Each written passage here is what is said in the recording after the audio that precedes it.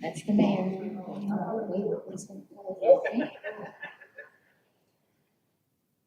No more basketball.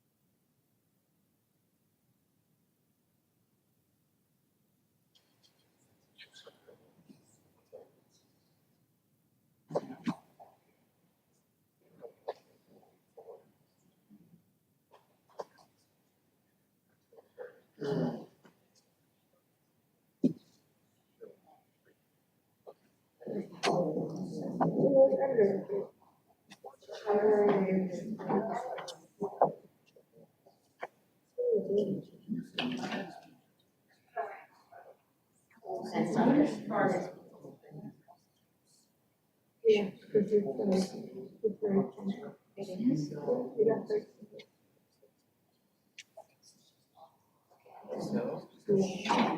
actually,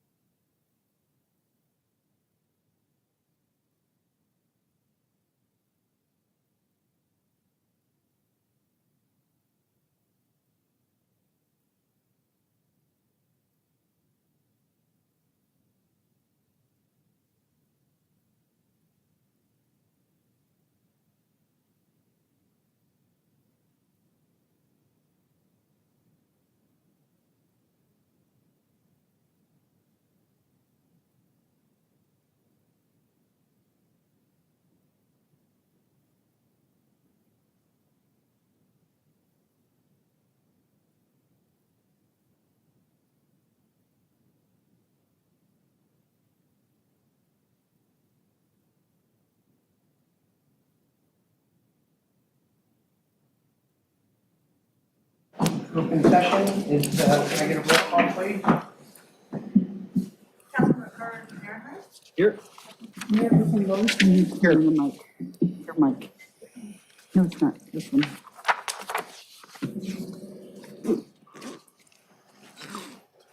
Okay, how about I do it? Okay, there you go. Thank you. Let's start again. Take two. Councilmember Narenheim.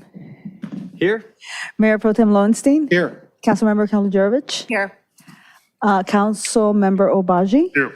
Councilmember Barrett is absent, and Mayor Light. Present. And we're quorum. City manager, anything to report from closed session? No reportable action other than the fact that we will be returning after our open session meeting to cover items R1, R3, R4, and R8. And we'll have to read those items at the end of the evening.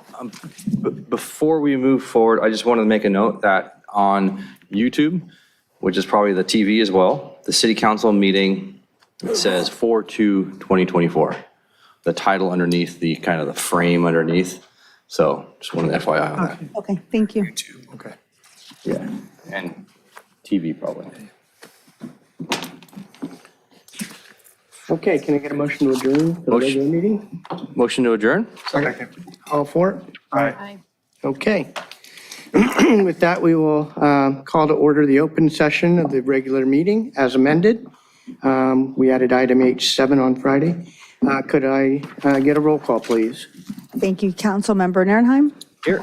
Mayor Pro Tem Lowenstein. Here. Councilmember Kalujarovich. Here. Councilmember Obaji. Here. Councilmember Barron is absent. Mayor Light. Here. Thank you. Okay, thank you. If we have any veterans or active duty military in our audience, please stand and be recognized for your service. Oh, looks like me. You did that for yourself. Yay me.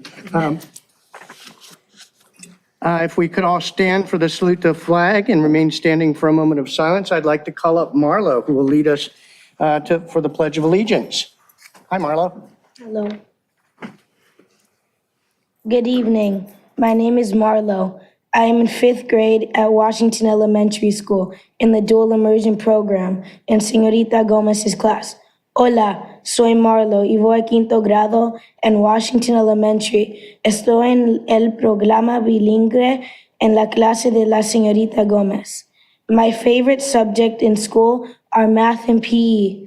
I like to swim and play soccer and basketball on Redondo Beach. Please put your hand over your heart and join me in the Pledge of Allegiance. Ready? Begin.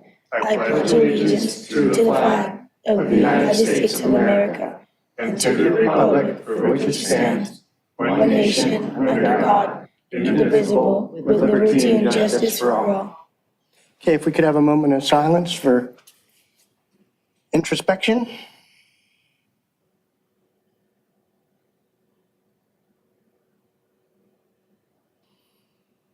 Okay, thank you. Marlo, great job. Come on up. We want to get a picture with you.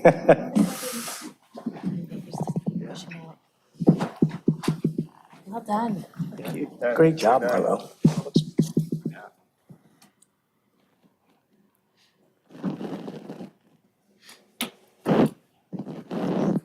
Thank you. Thanks, Marlo. How about a round of applause for Marlo?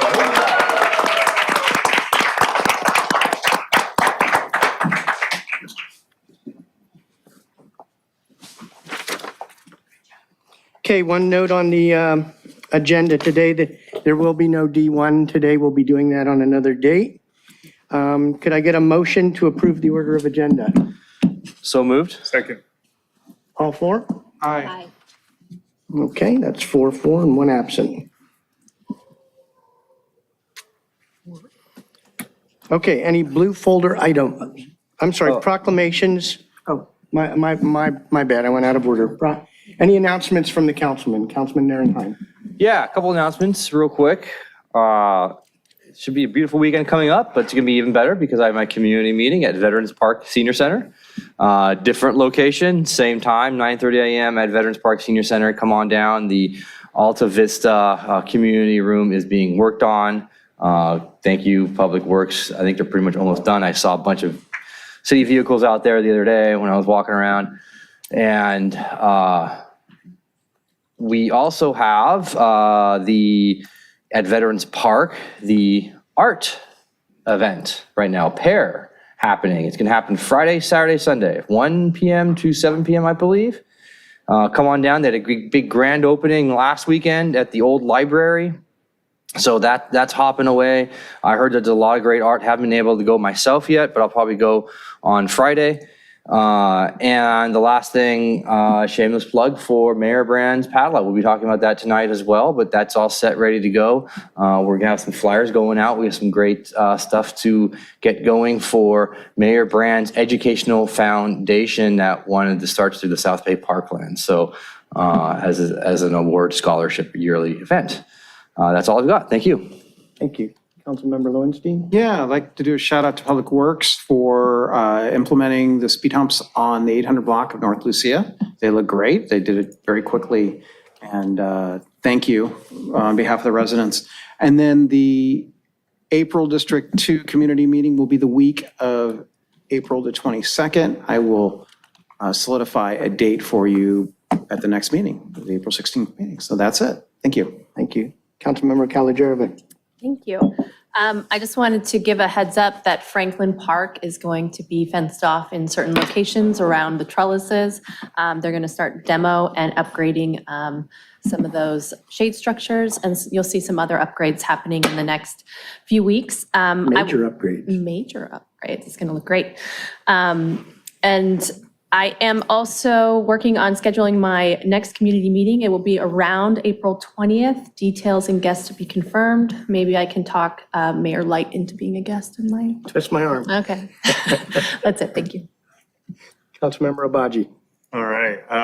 Shout out to the Redondo Beach Fire Department. They're participating in the demolition derby. I think that's next month. If you could share 2B, please. Using this QR code. What's this up there? All right. You can get tickets to the demolition derby, which will be held on, here it is, Sunday, July 7th at the Del Mar Del Mar Fairgrounds. And all the proceeds benefit the Burn Institute, which is pretty awesome. I'm glad they're participating and it made a contribution myself. So yeah, support them in this noble effort. Thank you for doing that. In addition, I want to say thank you to our police department because we had a resident in District 4 who was concerned about an event that happened on our street, felt like it wasn't being treated seriously enough by the police department.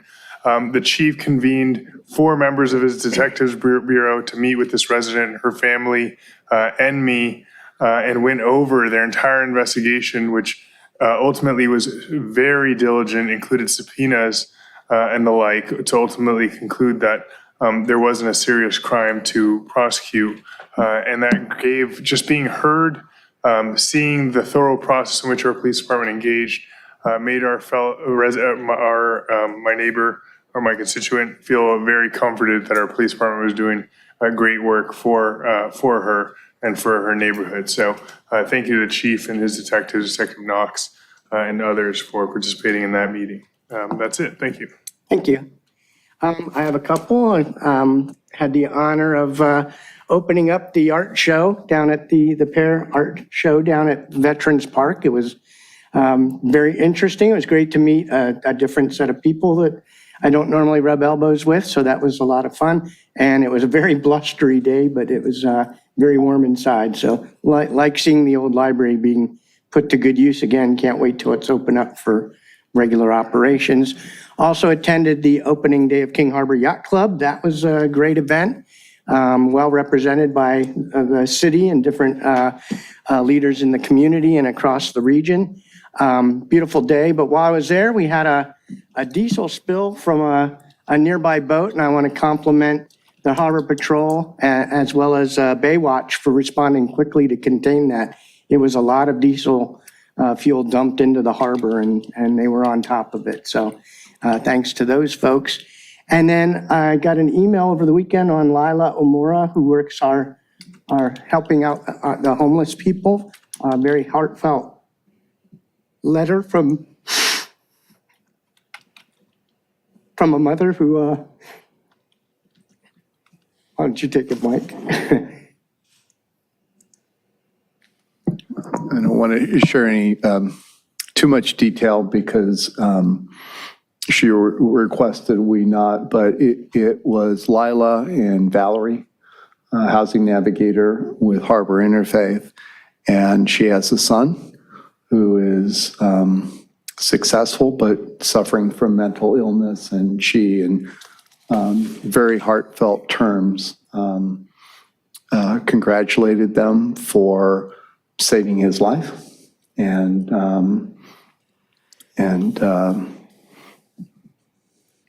saving his life. And you never know what the future holds, but it's looking promising. And I just want to, that whole program is great. And that's just a testament to it. So Thank you. thank you, people. Okay. pull myself together, sorry. Blue folder items, anything on the blue folder? Yes, Mayor, we have a couple blue folder items. We have item H7, approval of an agreement for legal services with Libble, McClendon, and Mann. And it includes an agreement and significant environmental, land use, municipal law matters. Item J1, public participation on non-agenda items, public communications. And item N3, approve a grant agreement with HealthNet for the implementation of the Alternative Crisis Response Pilot Program and the expansion of the Redondo Beach Pallet Shelter for an amount not to exceed $1,338,753, and the term December 18, 2023 to March 31st, 2025, and that is an amended grant agreement. That concludes the blue items. Okay, thank you. We need to receive and file those. Pardon? We need to receive and file those, Yes. correct? Motion to receive and file. Do I have a second? Second. Okay, all for? Aye. Okay. And one absent, 4, one absent. Okay, consent calendar. These are items that we would approve as a batch unless any of the council wishes to pull anything. So does anyone want to pull anything from the consent calendar? I don't, but I do want to make one note that I did notice here on the calendar that the Zoom meeting link on the calendar, when I click on it, it goes to, says page not found on the agenda. So whatever link is there, so for any items moving forward up to including non-agenda items, we might not be able to public comment on Zoom. So if we have a link you can email to us, we can email that out to some people. I'm sorry. Can you say that again? If you have an email link or a link you can email to us, I can email that out to some people I know who are going to want to comment. Okay. Is that it? Yeah. I'll do that. Councilmember Nierenheim? I do not want to pull anything. I'm good, thank you. Lowenstein. Lowenstein, you mean? Lowenstein? No, thank you. Councilmember Kalajerovic? No items for me, thank you. Councilmember Obaji? I did want to pull H7. Is that the agreement for council on the metros? Yep. Okay, so we're going to pull H7. Motion to approve H1 through H6. Let's get public comment before we do that, sorry. Any member of the public wish to speak to any of the items that were not pulled? So that's any of them except H7. Nobody in the audience? Anybody online? There's no one on Zoom raising their hand, and No e-comments. Okay, so now your motion. Motion to approve H1 through H6. Do we have a second? Second. Okay, we have a motion and a second, all four? Aye. All right. Hi, You always have that pause. sorry, I'm trying to download the agenda right now, and so. Okay, so that's unanimous with one absent. Okay, so let's go into H7. As the council knows, the council has indicated that it is opposed to the alignment of the MDA extension through a residential area, has set aside money to challenge that if necessary. And I'm recommending John McClendon to be hired by the council. He's a renowned CEQA lawyer. He was a longtime CEQA lawyer, so long that his email is john@ceqa.com. And it was another plaintiff's lawyer who said, he got on early and he's been very involved. He argued personally before the California Supreme Court, the 2017 case, in favor of banning ranch conservancy, which was one of his clients. He represents not only plaintiffs, but he represents, in conservancies, but he also represents municipal entities, and he gives a substantial discount to public entities, and so his rate will be $4.25 an hour. And the city is certainly putting its money where its mouth is in terms of trying to do everything legally to oppose, if necessary, the extension through the right-of-way. Thank you, Mr. Mayor. Yes. Thank you, Mr. City Attorney. Thanks for finding John McClendon. Seems very reputable, seems like the best choice for this work. And I think that this item reflects the city's recognition of what the residents recognize as well, which is that the right-of-way has unmitigatable environmental deficiencies that were inadequately analyzed and assessed in the draft EIR, and represents the city's readiness to litigate on that subject should Metro make the incorrect decision, inequitable decision to route the Metro C line extension down the right-of-way instead of down Hawthorne Boulevard. So I move to approve H7. Second. So we have a motion and a second. Before I take the vote, I want to open up the floor for anyone from the public to speak on this item. No. Not there yet. You can speak to this item if you want to. We're picking an attorney to help defend, to Yes. represent us on whether we go down the right-of-way or not. So if you have a comment on that, this would be the time to opine. You can talk under non-agenda about other things with. And I would encourage members of the public as well to look at his statement of qualifications. It's extensive. Yes. And he's had a great deal of expertise and experience in this area. Yes, sir. Kevin Mitchell, District 3. So I'm going to read you my general comments, but they're right up this lane here. So the Pipeline and Hazardous Materials Safety Administration has an acronym for rail tank car explosions involving hazardous gases. BLEVE, which is BLEVE, stands for Boiling Liquid Expanding Vapor Explosion.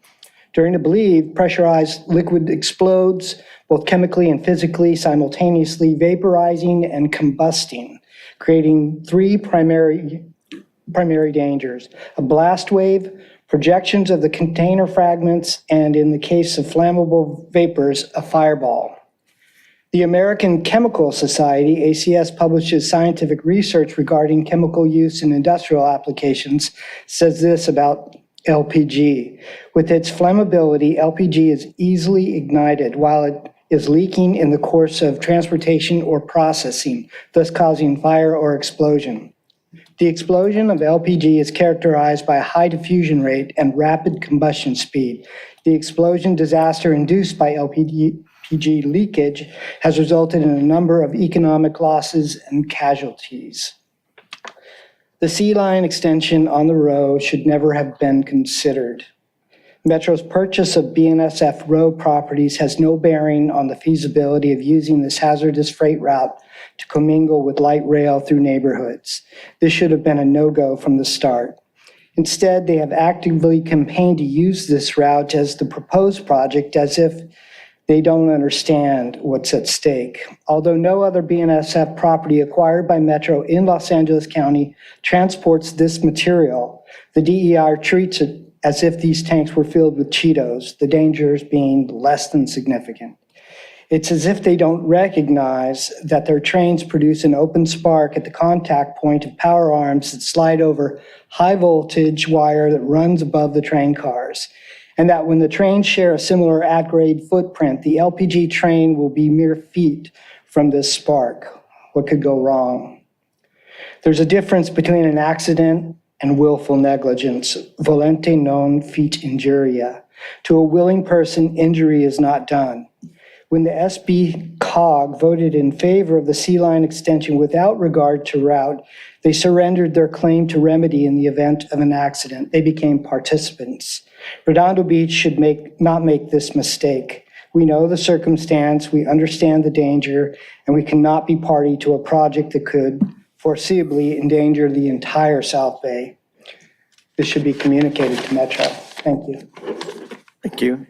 Anyone else wish to speak to our choice of attorney to represent the city? And you can speak under non-agenda items too. So if it's a broader thing, I'd speak under that. I think I scared them into.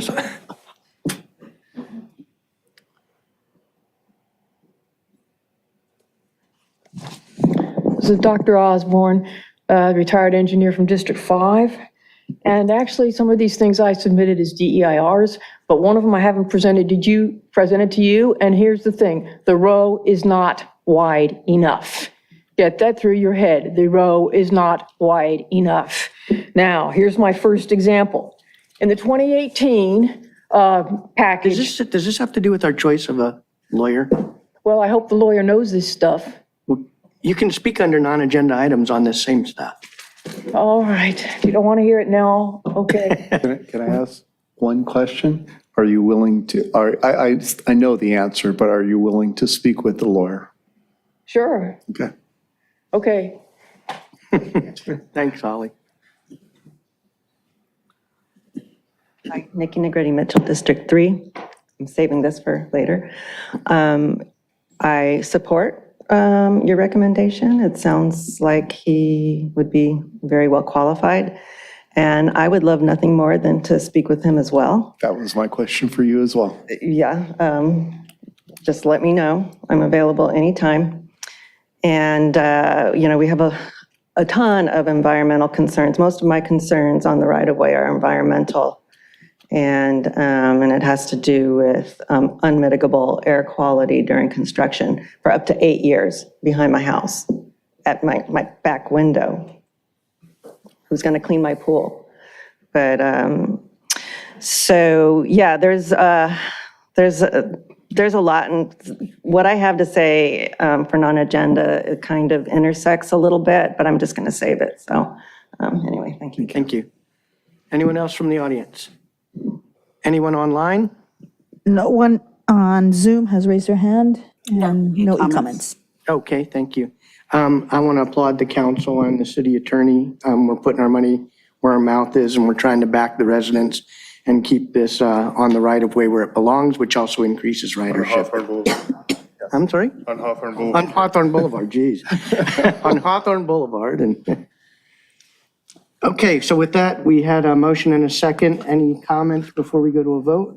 Okay, let's go to a vote. All four? Aye. Okay, that's unanimous with the exception of Councilmember Barron, who is absent. Okay, moving on to public participation on non-agenda items. This is for the public to speak on anything that's not on the agenda tonight. You can speak up to 3 minutes each on the topic. You get to speak once during this, no matter how many topics you want to discuss. And we're limiting this section to 30 minutes. So I have some cards right now. I have Nikki Negretti Mitchell, and then Kevin Mitchell.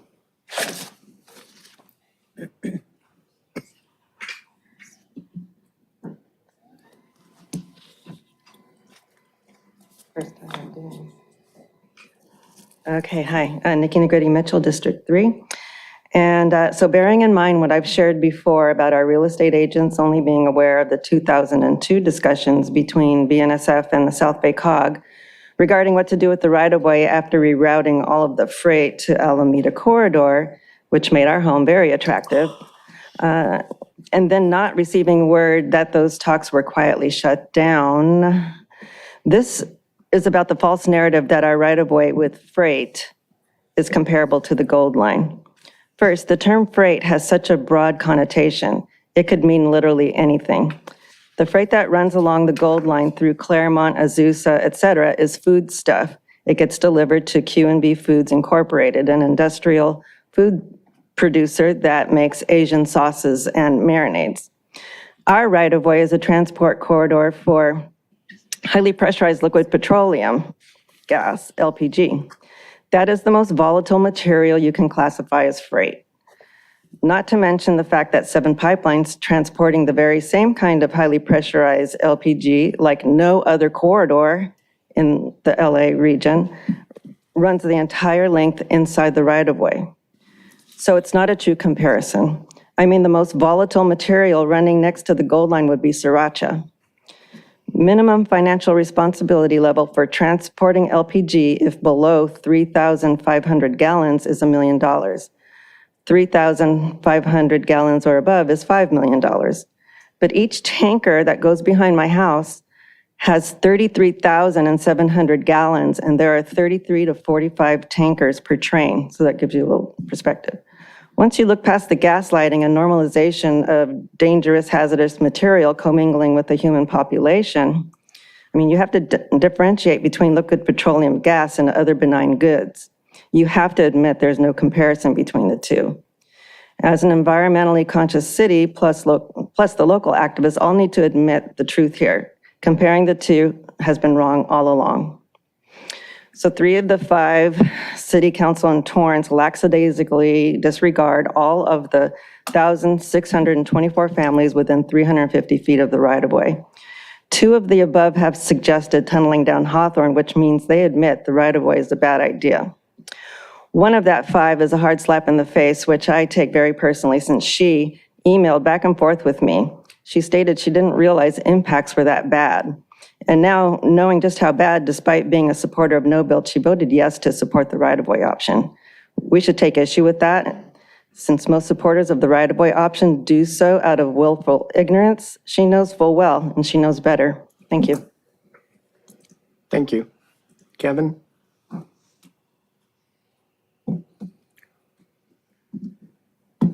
Right, Kevin Mitchell, District 3. So we've been researching this for a while now, and I keep learning more and more and more. And looking at the geography of the South Bay in general, we see, we've got 4 refineries from the Port of LA, Wilmington, Carson, Torrance, and then El Segundo. The trains run essentially that route, and then to the airport as well. And these are hazardous freight trains filled with this LPG, affectionately known as bomb trains. So that's a problem. The second problem is these pressurized gas lines, which are, it could be anything from propane, mixed propane with butane to methane. And they have to freeze the methane. It's a whole big process, and they're in these carbon steel tubes, essentially. So there's 7 of those on the row property that span from the marine. Well, they go all the way to the airport, but there's a interactive map that you can look at, and it shows you like how these things finger out through the whole South Bay and then into Los Angeles.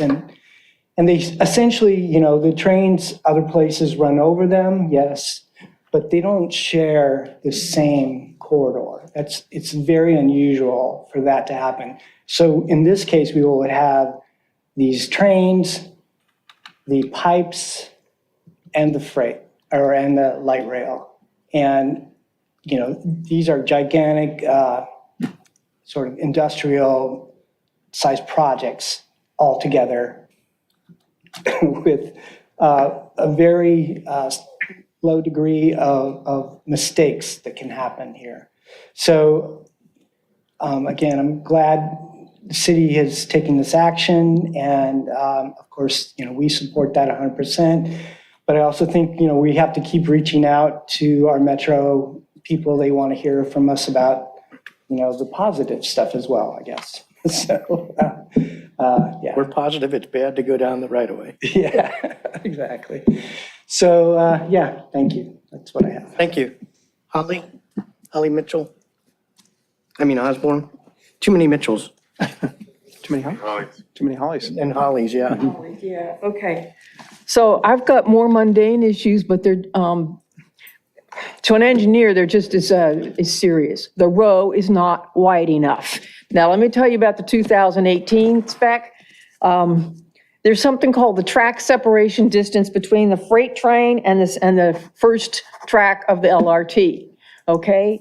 Every single diagram they had it as 25 feet. And I thought, I Googled 25 feet and track separation distance, and wow, that's the FRA recommendation, Federal Railroad Administration. So no wonder, and they're bragging that they meet it. You will not see this number anywhere on the 2022 diagrams. Why? Because they don't meet it, okay?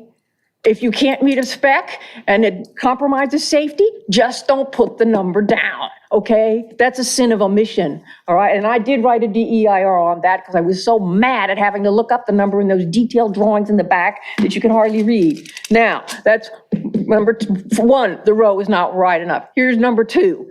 I've talked about this a zillion times, how they measured that right-of-way was 81 feet in the narrow part of Lawndale rather than 75. I don't know where they got their surveyors. They probably didn't pass surveying school because with my yardstick, I don't make 6-foot errors, okay? And later they got a more competent surveyor, but stiff stuff that might fit in an 81-foot thing does not fit in 75. Plus, the row is not wide enough, number three. Their first diagram, which showed that with 81 feet and the at-grade thing might have fit, the baseline row now is to go trench under 170th, and that takes wider, okay? So on so many levels, I could go on and on. It's just not wide enough. It's sloppy engineering. I would not trust any surveyor that cannot tell the difference between 81 and 75 feet when I can tell it with my yardstick, okay? And that's my bottom line. And I think that they think that their get-out-of-jail-free card is going to be to condemn properties, okay?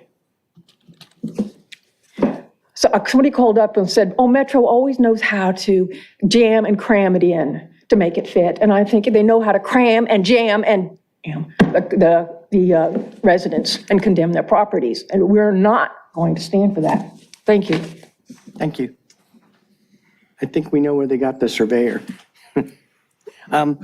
Anybody else from the audience wish to talk to on non-agenda items?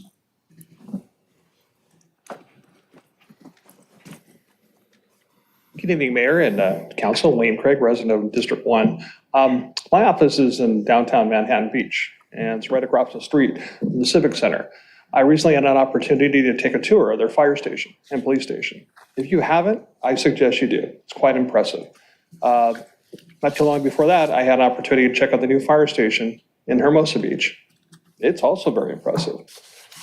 For any of you up here who haven't checked out our fire stations, I suggest you do. They're in bad need of renovation. They're over, I think one of them is 65 years old. They're almost 7 years old. They're 60-something years old now. Like I said earlier, older than most of us here at the dais. Maybe Jim and I would be the exception. There's a lot of talk in the community saying we support our fire department, we support our first responders. But to quote the mayor, maybe we should put our money where our mouth is. We have these stations that are well beyond their usable lifespan. While we've given some equipment, that's really not all our firefighters need. We also have to look at their pay. From what I understand, they're about 12% lower than what the average is in the area. So for everyone out there claiming they say they want to support our fire department, we need to figure out how to do that. Obviously, we don't have budget to do that because we don't even have enough money to pay for a pickleball court. So what's the options? Well, as we've seen big projects like this, I think it's going to be, like I said, close to $30 to $35 million we need. Maybe the city needs to start talking about doing a bond measure. Do you support that? I think the public would. I think that's something that we have to look at. Other facilities in the city are doing the same thing. So if we're going to really talk and put our money where our mouth is, maybe we need to do that. Because if not, we're just going to have the status quo again and be wondering in 10 more years why our stations are now 70-something years old.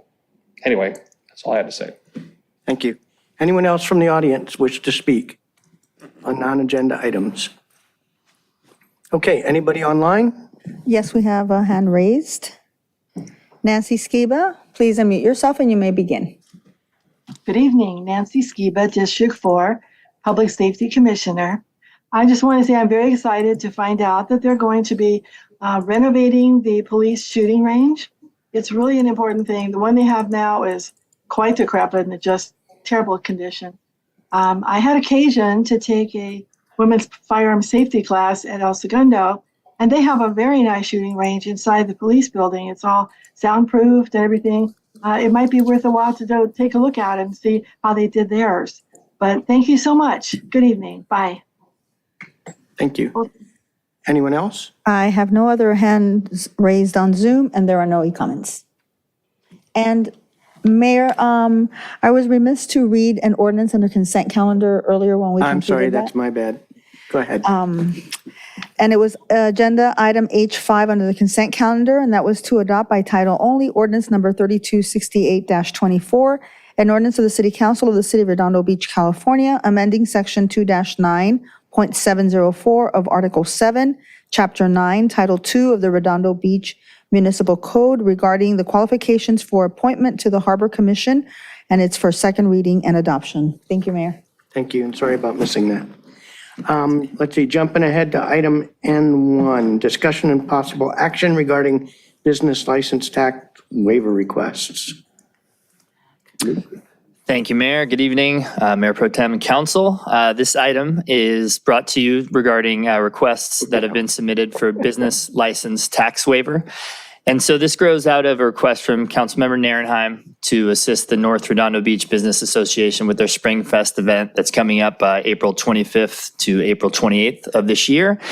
And basically, NRBBA reached out to us and said that some of their vendors were having trouble complying or not wanting to pay the fee associated with that business license for a limited term event. And so council's request to us was look for ways to possibly ease that strain on them as they wanted to participate in the beneficial event. And so what we came up with was looking at our Redondo Beach Municipal Code, which sets the process and fees associated with obtaining a business license.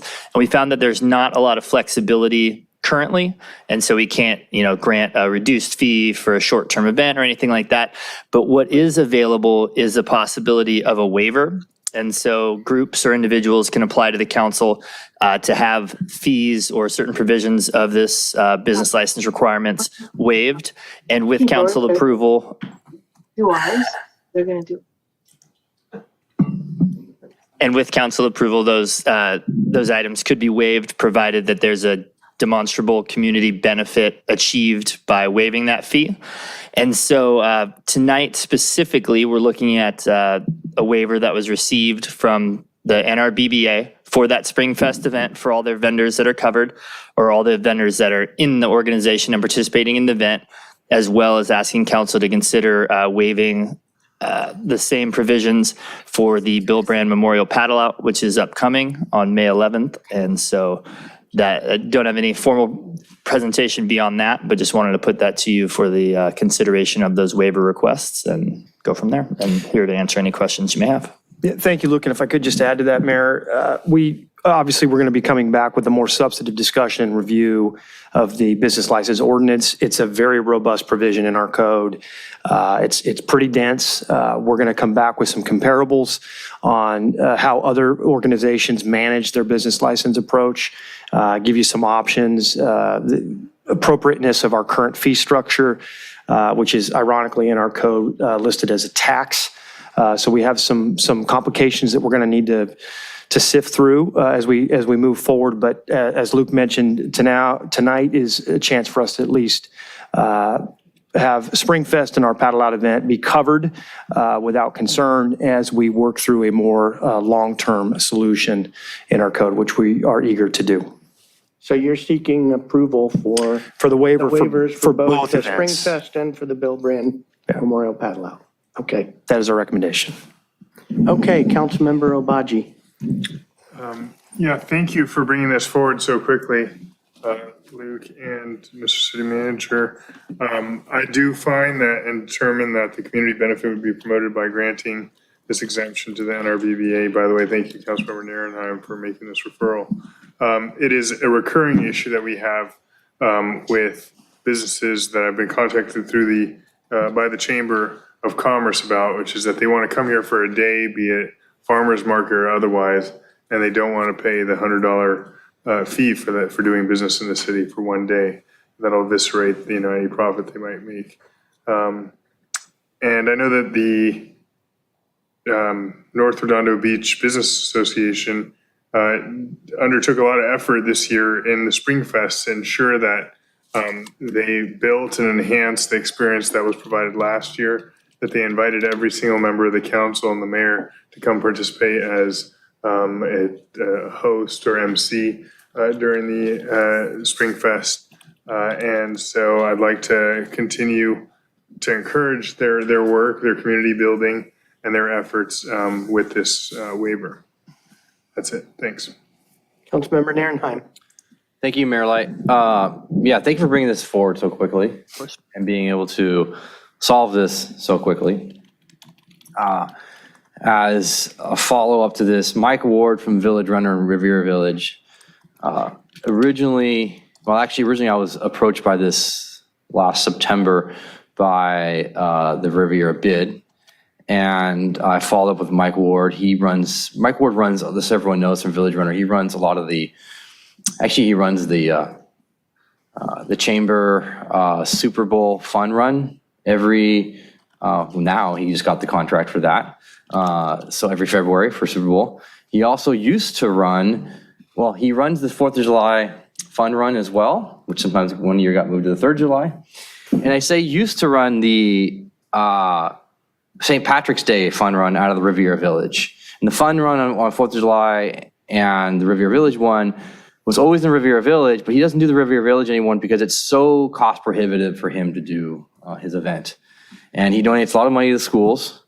And when I was, he actually pinged me about 2 weeks ago or so on this. And when we talked about the farmers market issue as well, Mr. Ward came through and talked about how in the 45 years of doing events in Redondo, this hasn't been a precedent that was set. So these businesses will be paying the same fees as a regular business. And we're about community, having community events. So having these fun runs are very key, as long as those fun runs still got to deal with the King's issue, because the King's issue is a big issue in the Riviera Village.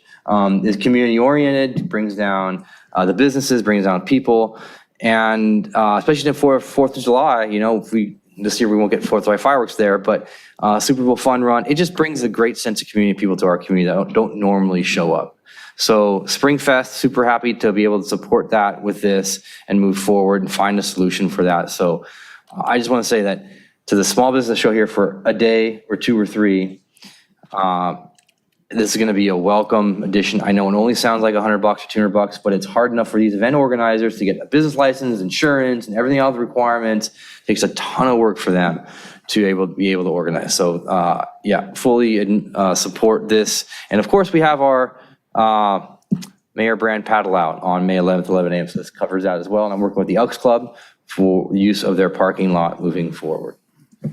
So that's all I got to say. Thank you. Okay, that's it. That's all I had from the council. Anybody else? Any member of the public wish to address this item? No? Okay, anybody from online? Mayor, we do not have anyone with their hand raised on Zoom, and we have no e-comments. Okay, is somebody going to make a motion? You want to do it to Councilmember Zane? Well, I want the motion to include a finding and determination that the community benefit would be promoted by granting such an exemption. Yeah, So go for it. Move to find and determine that the community benefit would be promoted by granting this exemption and grant a business license tax waiver for the North Redondo Beach Business Association, exempting vendors participating in the Springfest event from compliance with the business license tax rates established in Municipal Code Section 6-122 as per Section 6-108. And you're going to add Bill? And approve a business license tax waiver for vendors participating in the Bill Brand Memorial Paddle Out event scheduled for May 11th, 2024. Okay, we I'll have a second that. motion. Thank you, Second. Any discussion on the motion? Okay, all for? Aye. Aye. Okay, unanimous with the exception of, I did that. Okay. Yep, thank you.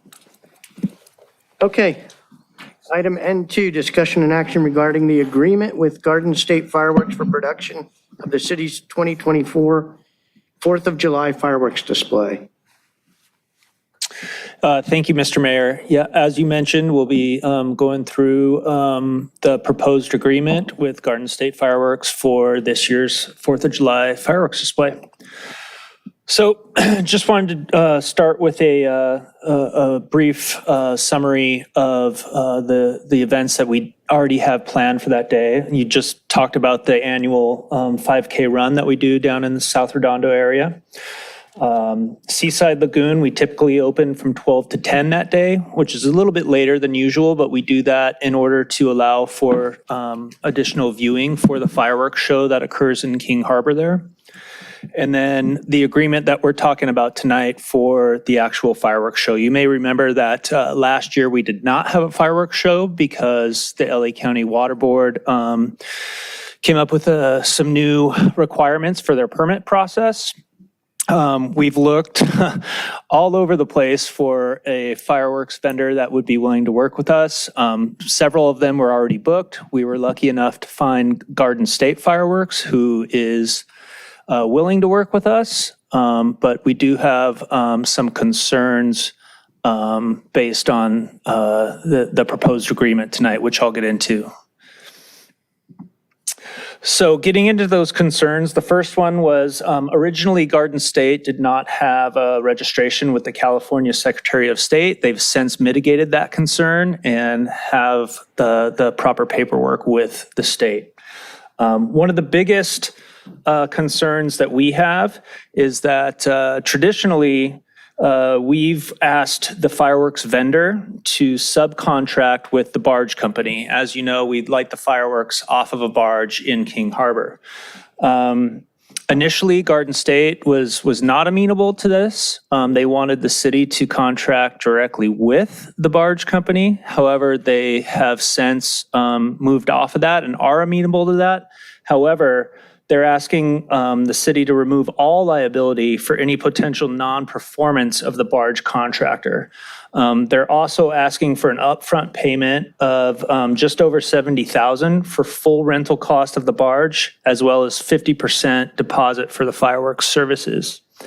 And our main concern here is that under Garden State's terms, the city would have little recourse for recovering losses if the subcontractor of the barge fails to deliver their services.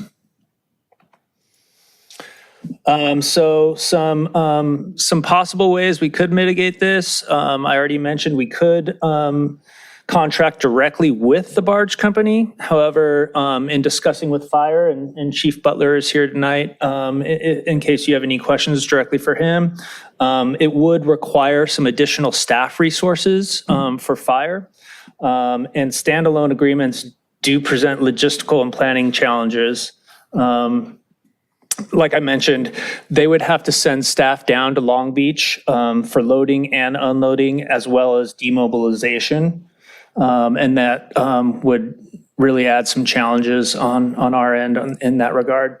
Another concern that we have is Garden State is unable to provide the required insurance policy until it has a fully executed contract. Typically, we would ask that any vendor provide that insurance ahead of time and would have that for you tonight to approve the agreement. However, they're not able to do that unless you approve the agreement this evening. So if you do approve it, Garden State would be provided a partially executed agreement omitting our risk manager's signature, and then that would be withheld until the insurance policy documentation is received and verified. So in terms of fiscal impact, typically you allocate this out of the Tidelands Fund. Garden State Fireworks is asking for $65,000 just for the fireworks show. Pacific Maritime Group is the barge company that we're asking them to subcontract with. That's just over $38,000. Marine Tech Engineering is for the moorings, which would work directly with the barge company, and that's just under $5,000. And then Pie Environmental is an agreement that you approved last week that would help us sift through the water board's permit requirements. So this is just the total that we're asking for you to allocate tonight is just over $115,000. So our recommendation for you tonight is to provide direction on approval of the proposed agreement and waive the upfront insurance provision, or you could provide direction for us to enter into an agreement with Garden State for the fireworks display only and waive the upfront insurance provision, but also draft an agreement specifically with the barge company directly. And then we're also asking you to approve a resolution or a budget modification to allocate the money out of the Tidelands Fund. And with that, I'm here to answer any questions. We have the city attorney's office here to answer any questions on their concerns. I mentioned Chief Butler from Fire is here, and we also have a representative from Garden State available on Zoom if you have any questions for them. Thank you. So you're saying if we reject the contract, we don't make the fireworks this year? Yeah. So it's really, there's not a middle option? No. It's do or do not? Yeah. Okay. And for the budget modification, what was budgeted for this? We have been budgeting this after we have confirmation that we can have the show. So there is nothing currently budgeted. This would be an appropriation out of the Tidelands Fund that is not. But in last year's budget, did you allocate budget for this? No, not specifically. There was no budget set aside for fireworks? We've been appropriating specific to the event because the event has changed in nature the last 2 years pretty significantly. And we have funds to cover that? We do, but they are scarce, not as many funds as we used to have when we appropriated Tidelands monies for this activity. Is it out of the savings that we talked about in the midterm budget report? No, this would just be a specific fund balance appropriation out of the Tidelands, which would erode our overall fund balance. The alternative would be to take it from a different source. This has historically been a Tidelands Fund expenditure. Okay, thank you. Councilmember Obaji. So maybe for the Garden State rep, I got a question. Are they there? Are they here? Yes, this is Steve Jeffrey. I'm California manager. Hi, Steve. Do you do business with this barge company regularly? Yes, we've been doing barge shows in California now since I believe 2010. And the unfortunate part of fireworks on the water in Southern California is that we call them Pacific Tugboat, but Pacific Maritime Group, they have a monopoly on the barges. There's no other company in Southern California that you can rent a barge from for fireworks. Okay. When you contract with them, are you using their form or your form contract? Depend. A lot of times, like I know with Dana Point, I know Dana Point is contracting directly with the barge company. I believe both of my shows on Catalina are also doing, well, actually one is with them. And then I think we only have one show this year that we have been willing to do it where they're going through us. The problem with that is that our requirements for deposit final payment are much different than the barge companies. The reasons why that money has to be paid by a specific date is that is the terms of the barge company. That's not us, and we have no control over it. So we personally prefer that the cities go directly with the barge company. It also alleviates any cities thinking that we're, adding costs to their fees and making a profit off of it because these barges are so expensive. And we want it up front that there's not a dime that's for the barge that goes to our company. So I guess my point in this questioning is I'd like to see if we could require in our contract with Garden State that they name the city of Redondo Beach as a third-party beneficiary in their contract with the barge company, so that while they contract the barge company, ultimately we would have standing to seek recourse against the barge company as a third-party beneficiary expressly contemplated in the contract. That is something that's above my pay grade. My response to that, though, is if you're contracting directly with the barge company for their performance, why would you not be able to go back at them if they fail to provide that? Sir, what we're trying to do is not contract directly with them, because as you just heard, if we do contract directly with them, then our fire department is going to have to leave our jurisdiction, go down, sit there as the fireworks are loaded onto the barge, and sit there as the fireworks are loaded off the barge and do all sorts of inspections. We'd like to avoid that. And it'd be much easier if we just contracted with you all and you all put in your contract, hey, we're doing this whole job for the city of Redondo Beach, by the way. Is that something you can do? Okay. Yeah, I mean, like I said, those kind of questions have to go to our attorney at corporate, which with them being 3 hours ahead, he was unable to be on to the Zoom call tonight. But I don't see a reason why, there can't be an accommodation to that.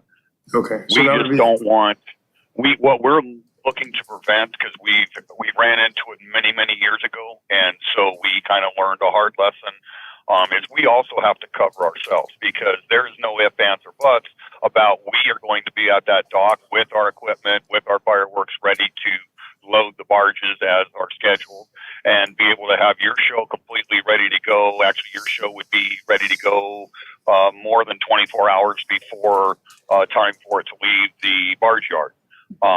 We just don't want somebody wanting to come at us saying we didn't perform if the barge company does something where their tug breaks down on the way to the show site or something, because obviously we have no control over that. Right. So we're not going to, cover a failed performance when we're sitting on the barge with our stuff ready to go, and that a different entity other than ours is the one that failed to provide. So, it's kind of a thing where we have to protect ourselves. So you're not going to assume the risk of the barge company performing, and I'm not asking you to. I'm just asking that the barge company recognize that they're doing this job while they're being contracted by you for the city of Redondo Beach for the fireworks show expected by the city of Redondo Beach, so that if they don't perform, the city of Redondo Beach will have the ability to state a claim against them for non-performance, including, that's it. So, I see no reason why that cannot be done. all right, thank you. Is that it? That's it. Councilmember Lowenstein. Yeah, Steve, right? Yes, sir. You said you've been doing business in California since 2010, is that correct? Well, I personally have been doing business for the last 40 years in California, but Garden State has been doing shows on the water since at least 2010. Okay, why were you not registered? Why did we have to come to you to have a registration? I don't know what this registration is, to be honest, that you're talking about. I know that we have all the licensing through this California State Fire Marshal that we're required to have to do business in California with pyrotechnics. And we have, all of our other licensing through ATF, and everybody that we have in this company's been doing this since 1890. So I'm not anywhat familiar with what this thing is that you all were discussing earlier. I'm sure that my boss and the attorney for the company are more familiar with it, but that wasn't something that I was looped in on. Okay, well, to do business in the state of California as a foreign corporation, that's basically what you are. Since you're in New Jersey, you have to register with the Secretary of State to have a business license. That's basic 101 for business. If you're an LLC or whatever it is that you guys are, an S Corp or a C Corp, you should have registered. It's a very easy process. You just go on the Secretary of State's. They did, didn't they? Well, I thought they did. That is above my pay grade. That is not something that I do, nor would I have any involvement in. They didn't at the beginning, right? Right. So the point is that I'm curious why at the beginning we had to remind you to register, or your company to register to be licensed as a business in the state when you weren't all along. That's what's confusing to me. The other question I have. It's confusing to me that we've been operating in the state of California all these years, and it's amazing that this was never something that was brought up. Like I said, I have no involvement in something like that. I do not take care of the company corporate licensing. That's all done through corporate. So if that's a question that you need answered, unfortunately, that's going to be a question you're going to have to talk to somebody at corporate about, because it's way above my pay grade. Okay, well, I would appreciate if you could do that for us. That would be interesting. The other thing is insurance. Why is that also the case that there's not insurance? Because you're in a There is insurance. Obviously, we would have not completed a single show in the state of California when I send in my permit application to the fire marshal and everything, we have to provide our insurance. And we have had insurance every day that I've been in business, because I'm the one that sends permits in. That's just a policy of the company, is we're not going to pull a policy for a show that we don't have a signed contract on. That is pretty standard with us. And it's never been a problem. And we deal with a lot of major cities, which is reasonably why you all chose us to begin with, is because of all the references we provided with you to show that we're a pretty stand-up company, and I don't think you're going to be disappointed in doing business with us. So you're saying that you would pull a policy for a show, you wouldn't have it all the time, basically, is what I just heard you say. We have right? insurance from March, I believe it's March 1st through the end of February and renews every year. But we do not assign insurance to a specific show until we have a completed contract. Okay. I don't know how the fireworks business works, but that's. And I didn't make the rules. Like Yeah. I said, they've been doing this since 1890. I've only been doing it for this is my 40th year. Okay. The other thing, and this is really for staff, I think, more than anybody, I know that the rules of the game have changed quite a bit. What did we pay 3 or 4 years ago for a show? Do you recall? About half this amount. Okay. Yeah, this is quite a bit of money. Any idea how much we have in the Tidelands funds right now? It's under $1 million. Yeah. I mean, if you count all our planned for capital projects, it's even less than that. But in terms of what we anticipate expending in this fiscal year, yeah, it's probably about that amount. Well, I think part of it is the dredging. Yeah. I mean, it's the rate of capital project execution. It's in some ways it's a good problem to have, but it is now becoming an issue for us from a cash flow standpoint. So we're watching it very carefully. We can afford this expenditure, but this affordability is different than it would have been, say, 10 years ago when we had $12 million in the bank. Yeah, right. I personally favor going forward because I don't want to disappoint residents and visitors. But I am a little bit concerned about some of the things here that I've heard about, whether it's licensing or insurance, that should be taken care of. If I were a business owner, I'd want that. I've been a business owner. I've always registered with the state. I've always had insurance, liability insurance, errors on mission insurance, those kind of things. Those are really important, and that gives me some pause, not to mention the cost. But I personally favor going forward. I just think, I'm glad you guys caught that. I think it's concerning to me to deal with, no offense to Garden State, but to deal with an organization that should be buttoned down. That should be a given, that those are there. Joe's Bar and Grill down the street, if there is a Joe's Bar and Grill down the street, has those things.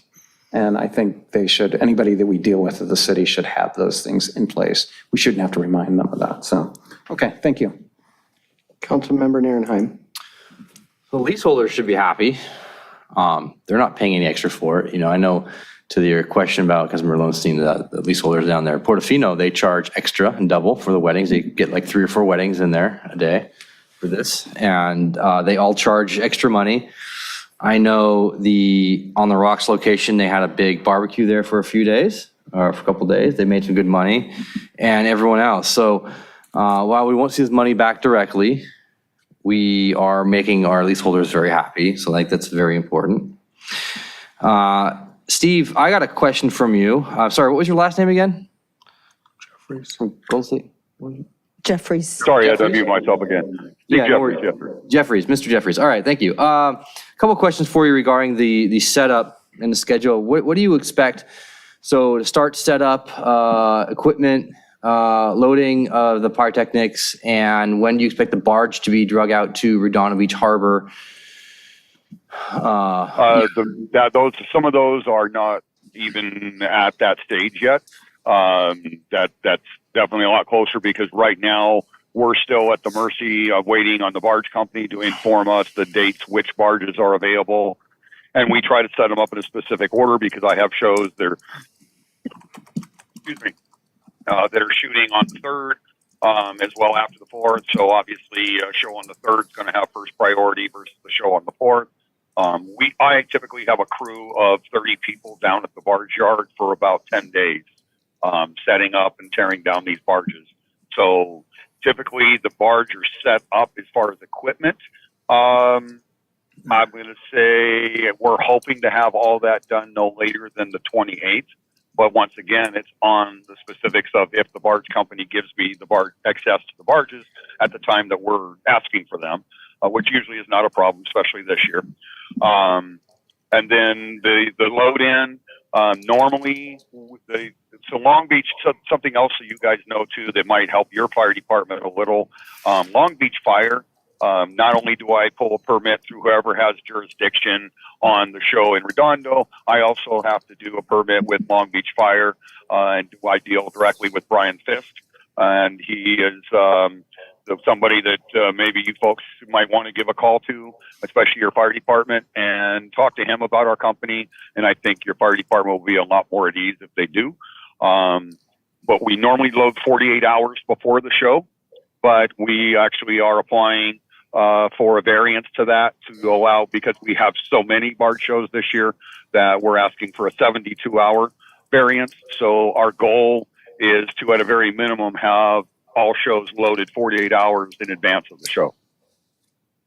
Do you expect the operator of this show to be doing a show the night before?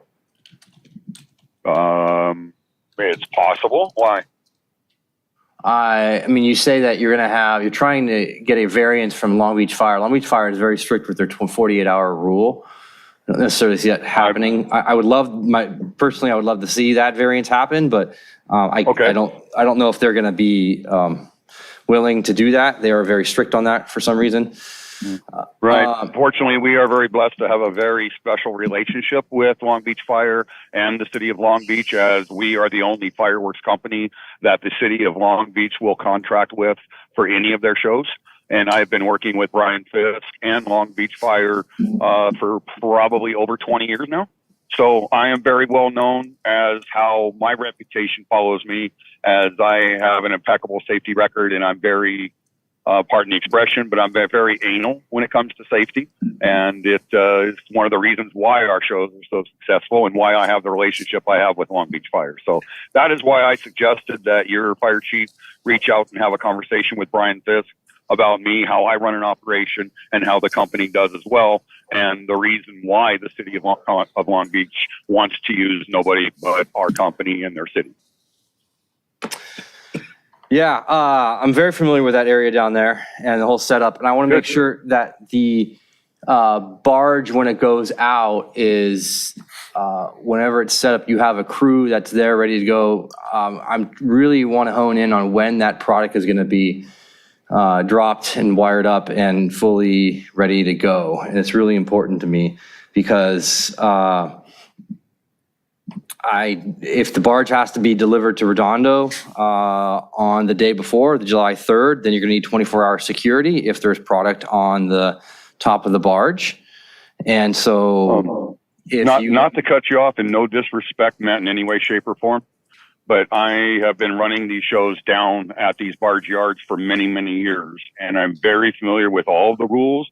It's reason why we, like I say, we have the reputation down there that we do. So all of those things. Now, if you are really worried about timelines and all that, you are welcome to stay in contact with me, because I'm the one that will be setting and putting those plans into motion as I get closer to when I'm able to get the information that I need to make those plans. As far as crews on the barges, once the barge leaves the barge yard, the show is 100% set up and has been tested, and we know that everything is good, and there's a very minimal crew that will be going out on the barge, typically no more than 3 people. Are you expecting to leave the day of on 4th of July, or you said a minute ago you leave on the 3rd of July? Absolutely. Nobody's, unless your city wants to provide 24-hour security out on the water. The barge has to stay where there already is security in place. And then the barge yard, being how they know how long it takes them to tow the barge, they're the ones that dictate what time the barge leaves the yard, along with Long Beach Fire, because Long Beach Fire boats escort the barges out of Long Beach. And then, the barge, typically, we ask that they get the barges to arrive on site no later than 2 hours prior to showtime. If we can get that earlier than that, that'd be good, just to make sure that we have everything set up, ready to go. I want it in the, can we get it in the we can get it in the contract as to inspection times, or we need that? Chief, do we want to talk about that at all, or do you want to? I could give it good evening, Mayor and Council, Interim Fire Chief Patrick Butler. And as far as the permit process for us, so we will go out and go to the barge, determine And let me back up a bit. Before all this happens, there's going to be 2 permits that are going to have to be issued and signed. One is our local permit, and then one will be with the state fire marshal. And I actually have copies here. Then what will happen is we'll go out there when Mr. Jeffries, is it?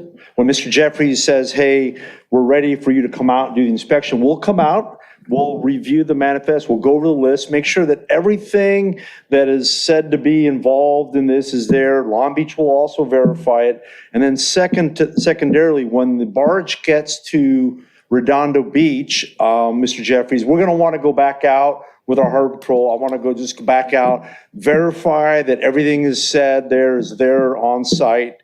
And then after that, we'll, get back and let you guys do the show. Ideally for my staff, if, I don't know what the timeline will be for you, but if we can do the Redondo inspection by 5 p.m. on 4th of July, and then the inspection 48 hours prior, I do understand that Long Beach has a very strict window versus other ports of 72 hours. So whatever time that is, we have a 48-hour window. So we'll inspect it twice. The discussion about us coordinating the barge just has more to do with logistically, if we were gonna be responsible for renting the barge and all that, that would be one more moving part that the city would have to then be involved with. And it's a very busy day for the fire department and probably other agencies. So I do agree with Mr. Harding that I actually would prefer that Garden State handle the contract with the barge, and that way we're not involved. But Mr. Jeffries, do you think we can have the inspection at Redondo by 5 p.m.? That is not something I can guarantee you, Chief, because once again, all of the quotes and all of the stuff from the barge company is all done by ours, and they are the ones, like I said, we have no control of when that barge leaves. They leave so that they know that they can get that barge there at the time that it's designated to be there. And I doubt very much, because none of our other shows do, that they're going to want to arrive 4 hours early, because that's 4 hours they're paying a crew to sit there. Okay. So that's something that would probably have to be worked out with the barge company. Okay, and just for a safety question, for our folks, could we do it during daylight hours? I guess more direct question versus picking a time. Yeah, absolutely. I mean, if like I said, we always ask them to get us on site approximately 2 hours before showtime. That way, if anything, we go through, do another continuity check. We make sure everything's still the same as it was when it left the dock. But if anything got bounced around, there's any problems they have to deal with, they have plenty of time to do it, because I don't like ever rushing my crews, because that's when things go wrong.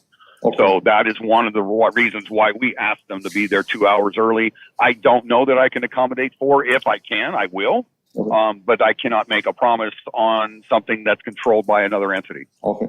My only concern is, and it sounds like you've done this for a while, my only concern is I don't want to be rushed on a public safety issue. Hurry up, the show starts, and I'm just giving you an example, probably not the case. Hey, we gotta go in 30 minutes, and I'm not comfortable executing a show without my folks having eyes on it. So if that's something you and I can work through the process as we go along the way, as long as we get there in time to see everything in daylight, safer for all of us, and then go from there.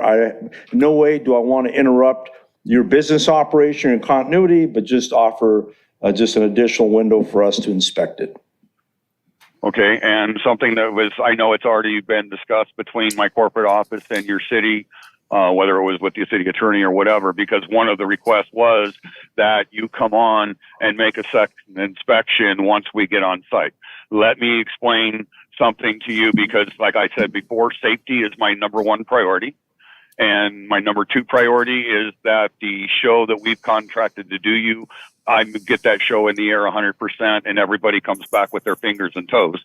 As far as you coming on board to do another inspection, people walking through the barge where all the wiring and everything is will not be permitted There's absolutely no reason to. There's no way for it to change from the time it leaves the barge yard till the time it gets out there. So we prefer that your major inspections that you do at the barge yard, where it's much safer and much more controlled. As far as coming on board, you're welcome to come on board, but we would prefer that you do a visual from the sidelines. We don't want people walking through the area at that time, because all it takes is one of you to step on a cable, and that can cause a catastrophe for us. No, understood. Yeah, we'll, if it means that, and the barge is a little taller and we have ladders, et cetera. But if it means that I can just put eyes on it, I can get a verbal from your folks, essentially a verbal affidavit that everything that it left with is there, and there's been no impact or anything, no changes that could cause a public safety issue, and that's all my concern is. Now, I don't need to walk the barge, step the barge, but basically just have a discussion, and this is essentially, I'm extending the courtesy of having you be, in essence, a fire watch person and say, is everything there that we said was going to be there? And I'll be there, or I'll have my fire marshal on site. It's only because we're in close quarters, and yeah. Absolutely. Your job is the same as mine, and safety is number one. So I totally understand it. I am very well known for working very well with all my fire departments, and I think you'll be very happy working with us. And we will accommodate anything you need, but I'm also here to protect you and your people as well. So just I wanted to make sure that you would understand that before wanting to come out on the barge. That way everything's out front and open. Got it. Okay, thank you. Any other questions, Council? Thank you, sir. No, sir. That's it for you. Mr. Jeffries, just real quick, just so you know, I've been shooting shows down there at Long Beach Harbor before with Pacific Maritime Services, Pacific Tugboat Services since 2003 on a barge. So I'm well aware if the whole process, procedures, and everything that's been going on down there. So if there are any issues, I'll be down there on the 1st of July. If there are any issues, you can go ahead and let me know, and we'll go from there and make sure that this is a successful show. So appreciate that, sir. Yeah. All right, I'm done. Thank you. Okay, Councilmember Obaji. All right. So I'll make a motion to enter into an agreement with Garden State Fireworks for the production of the city's 4th of July fireworks display, and include in that Garden State will contract with the barge company, and that specifically Garden State's contract with the barge company will reference the City of Redondo Beach as a third-party beneficiary, having a contract for fireworks valued at above $75,000 in total when you consider the moorings and the NPDS permits, and try to ensure that the city has recourse as against the barge company as much as possible. And insurance and yes. I would say. Yeah, go for it. Upon verification of insurance, we can direct staff upon verification of insurance. That way it doesn't have to come back to us.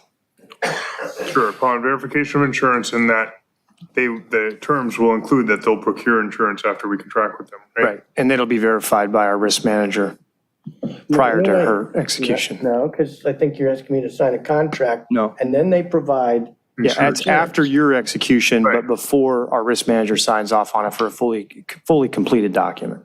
Yes, so moved. And The funding, the is that a insurance. separate motion? Well, the insurance may not cover non-performance by the barge I take it that if it doesn't. I'm sure, no, that's not what I'm expecting insurance to cover. Right, so I just wanted to point out, errors and to the omissions. extent possible, Yeah. we're named as a beneficiary. Okay. Yeah. Just wanted to make certain you were aware. It is part of the motion that the risk manager not sign it until we receive proof of insurance. Yes. Risk manager. And we have to approve the funding.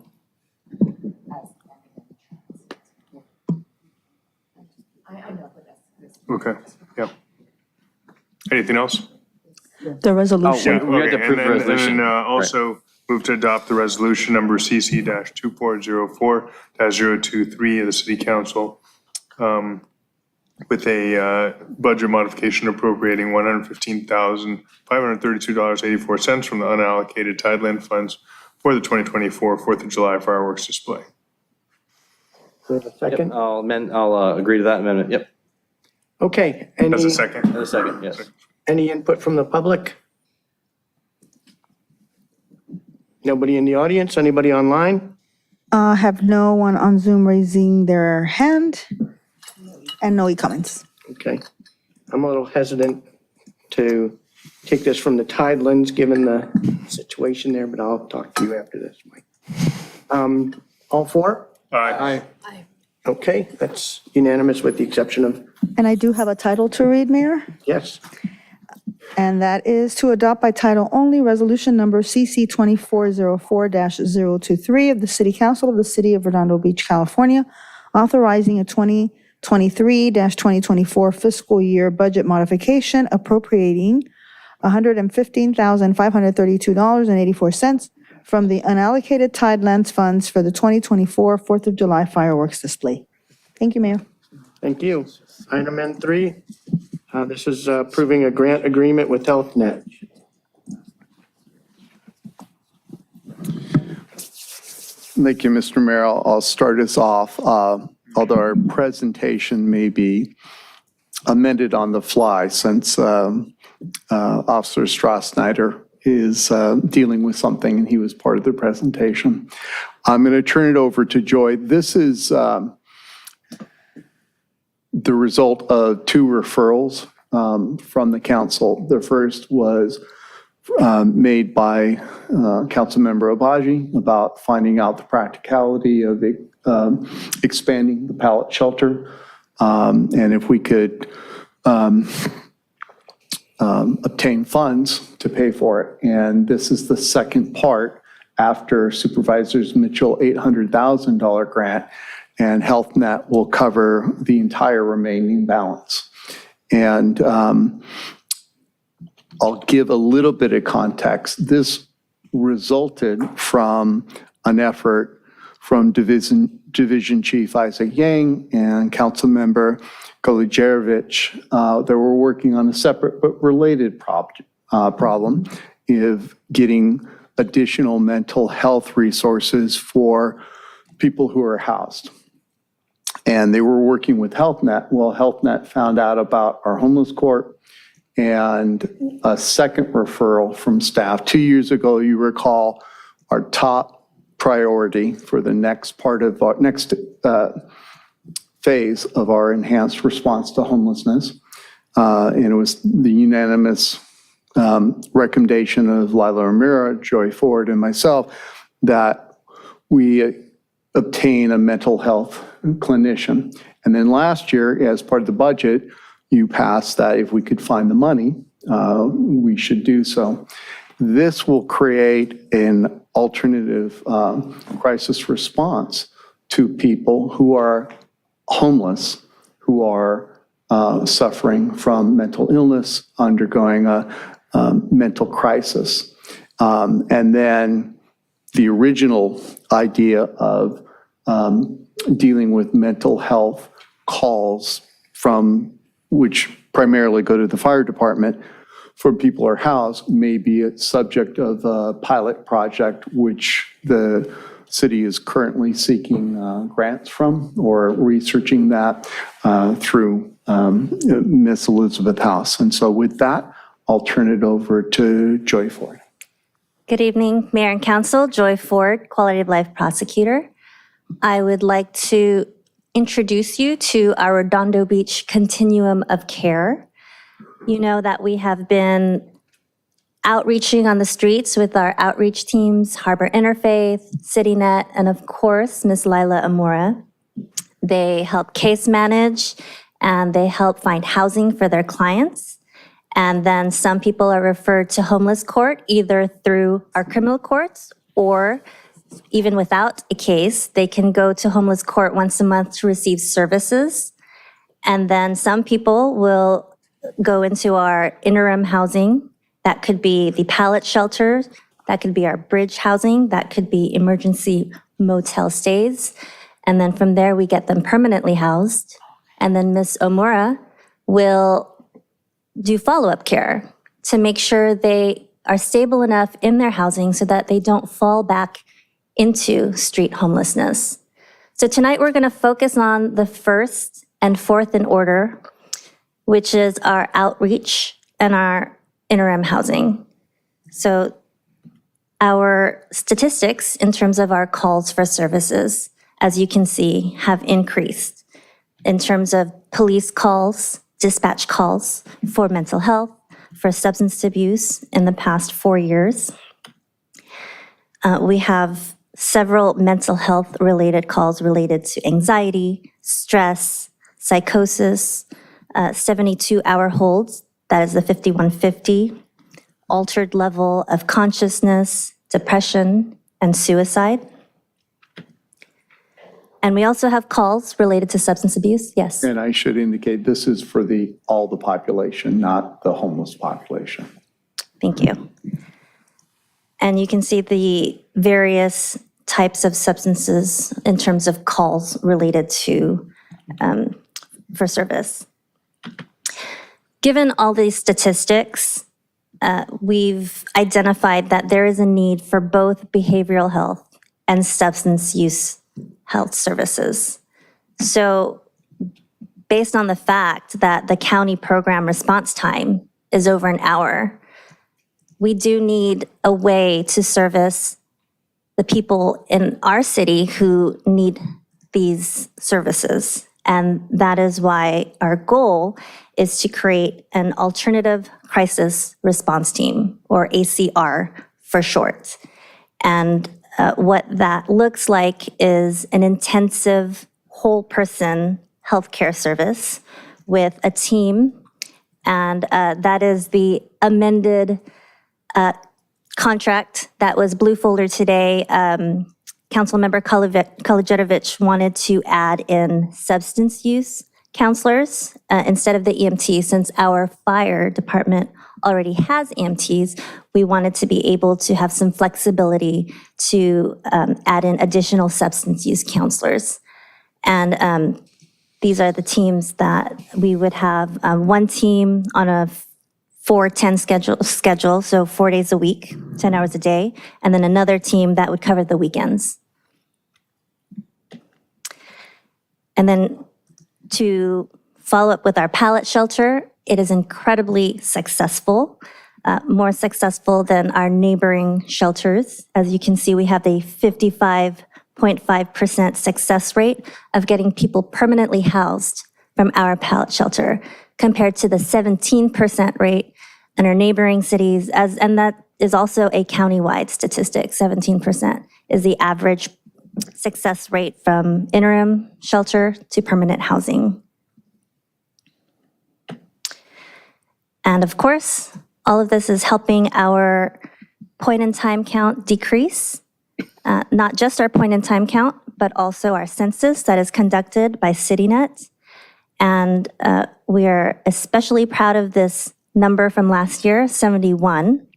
And I'd like you to keep that number in mind in the next slide. We currently have 18 bridge housing units, 20 pallet shelter units. We are trying to add 25 additional pallet shelter units. We would potentially have 20 apartments through the Moonstone project, which would give us a potential total of 83 beds, 83 people off the streets. And just considering our counts, our census from last year, 71 people, we could potentially reach what we're trying to get to is functional zero. This is a definition that the COG is working on, where the number of people exiting street homelessness is greater than the number of people entering street homelessness. And so we're trying to get to the point where our median duration of the current street population is less than 90 days, and we're almost there. Hopefully this grant will help us get there. Our pallet shelter expansion is an estimated cost of $1,568,750. That's for the design, equipment, infrastructure improvements. And we all, as Mr. Webb mentioned, Supervisor Holly Mitchell is awarding us $800,000. So this grant would fund the balance of that budget. So HealthNet is awarding us a total of $1,338,753. And you can see the breakdown between our ACR pilot program and our pallet shelter expansion. So our recommendation is the council and mayor approve the agreement with HealthNet to receive the grant funding, and we are available for questions.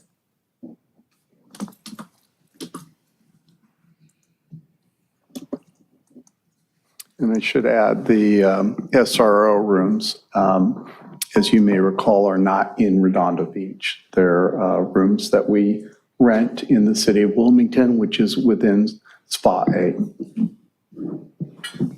Okay, Councilmember Kulujerovic.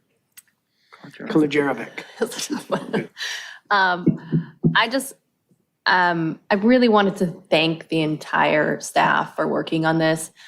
This was an idea that I had heard from another city when I was at a PTA conference. And when I brought it and started talking to people here in Redondo Beach, talking to staff, there was so much enthusiasm and effort that came from the fire department, the police department, public works, city attorney's office, city manager's office.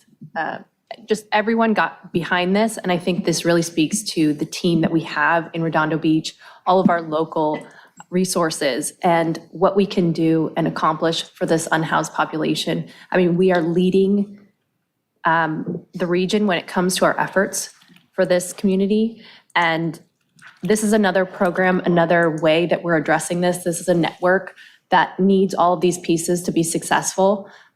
We are getting there, and I think we really have a chance to get to functional zero and continue to be the leader in this. I really just want to thank everyone who's worked on this. I'm super proud of the progress we've made in just getting to this step. Beach Cities Health District helping us with diving into the data. We went through 4 years of data about who's calling, when are they calling, what are the outcomes, what are the reasons that they're calling, and we were able to get a really good understanding of what really our community needs. So I'm really excited about jumping into this. It did come from an intent of addressing mental health for the greater population, but we do have a great program with our unhoused population, and I look forward to expanding it so that we can address the needs of our entire community. One of the things that was not mentioned in the presentation was that this ACR, this alternative crisis response team, will be doing follow-up care and checking on individuals that they've encountered. So there really is a continuum of care that we're looking to provide. This is an extension of our amazing public safety, and I hope this tool is something that alleviates our police and fire the time that they spend with individuals that really need specific care. So I just want to thank everyone, and specifically Chief Yang, thank you for leading this with me. I don't know if there's anything you wanted to say.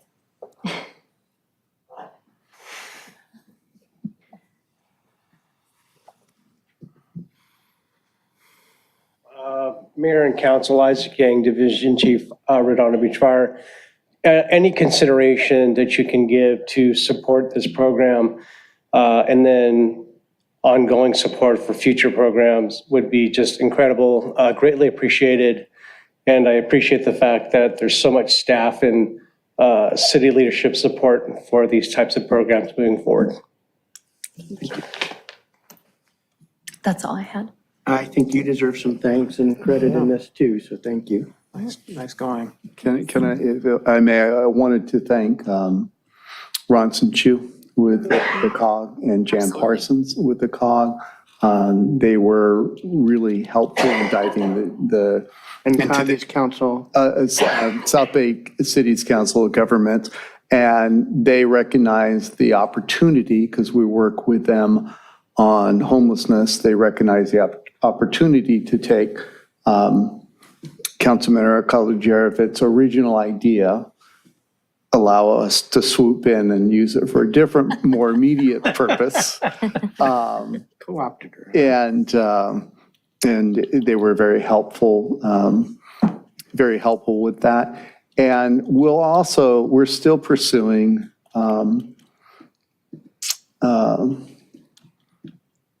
additional mental health resources through the county.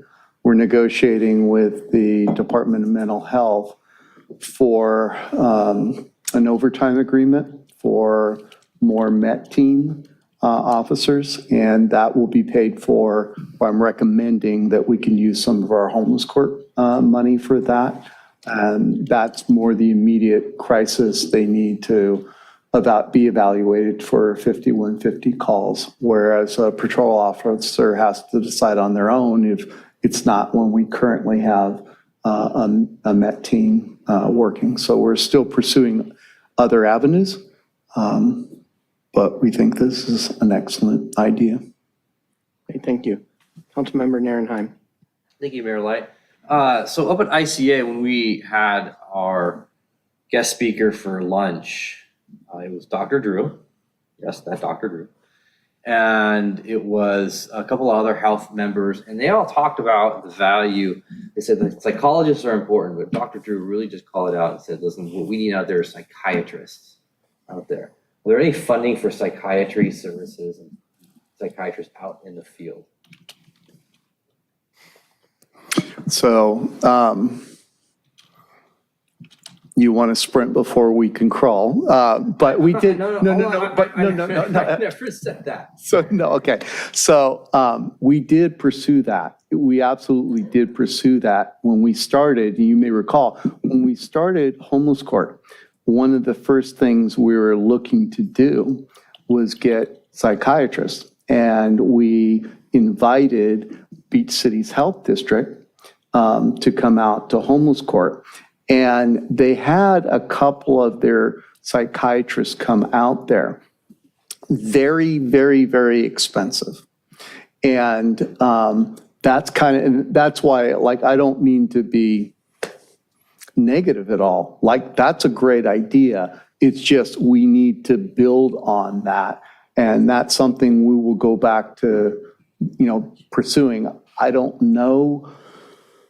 Beach Cities may be the right source to pursue that from, but it's initially when we looked at it, we weren't there yet. And we're certainly going to plug away at it because it's one of the great unmet needs in society as a whole, and LA County in particular. Can I just add to that? When we went Well, it's into up to him. May I? Yeah.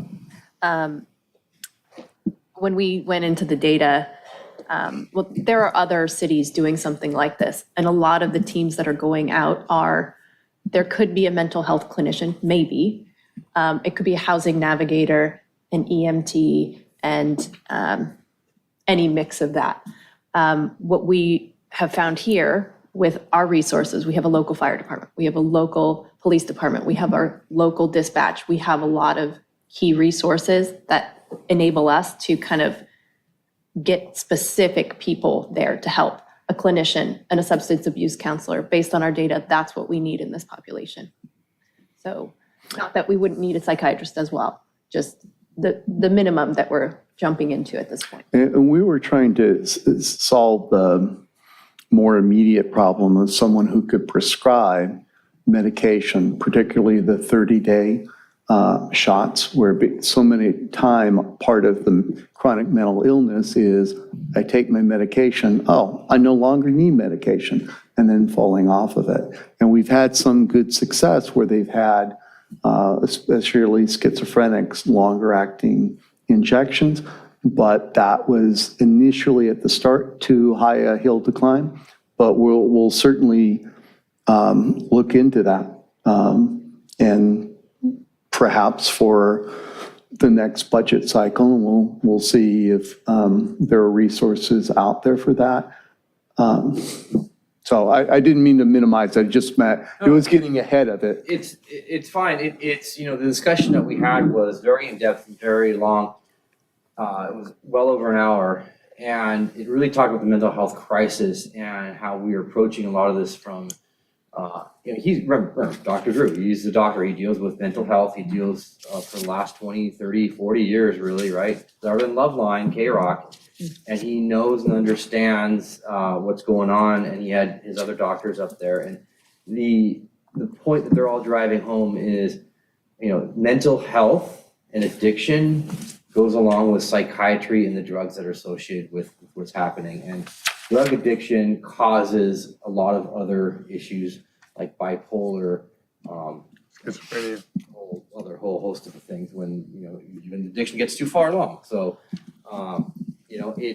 it is another aspect we have to start thinking about long-term, and that's part of the problem. It's not housing. So that's all I wanted to say. I agree, and that's why that was our recommendation.